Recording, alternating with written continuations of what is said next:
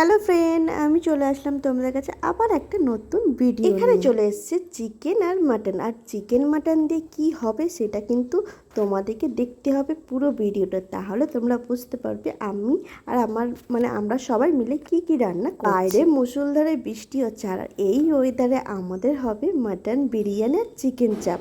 আর chicken চাপটা পুরোপুরি আমিই করব। আমি কিন্তু সব রকম রান্না পারি, তোমরা কিন্তু ভেবো না যে আমি কিছু পারি না, আমি সব রকম রান্না করতে ভালোবাসি। তো এখানে দেখো কতজনের বিরিয়ানি হবে সেটা কিন্তু তোমাদেরকে দেখতে হবে। আর হ্যাঁ, আমাদের 2 হাঁড়ি বিরিয়ানি, বুঝতে পারছো কতজন খাবে। আমাদেরকে তোমরা আবার ভেবো না যে আমরা অনেক অনেক খাই, আমরা কিন্তু বেশি খাই না, কিন্তু সবাইকে দিয়ে খেতে আমরা ভালোবাসি। আমাদের আশেপাশে অনেক লোকজন আছে, তাদেরকেও আমরা দিই।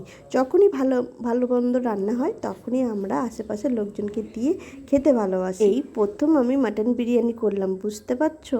আর সত্যি বলতে কেমন হবে সেটা ওরাই জানে, কমেন্ট করবে ওরাই, যারা খাবে, তোমরা তো বলতে পারবে না।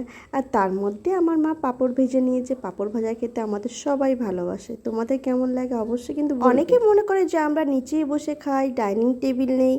আমাদের থাকলেও আমরা কিন্তু ডাইনিং টেবিলে খাবো না, আমরা নিচেই বসে খেতে সবাই মিলে খুব ভালোবাসি। আর এটাই হচ্ছে মজার আলাদা, তাই না? তোমরা কি বলো?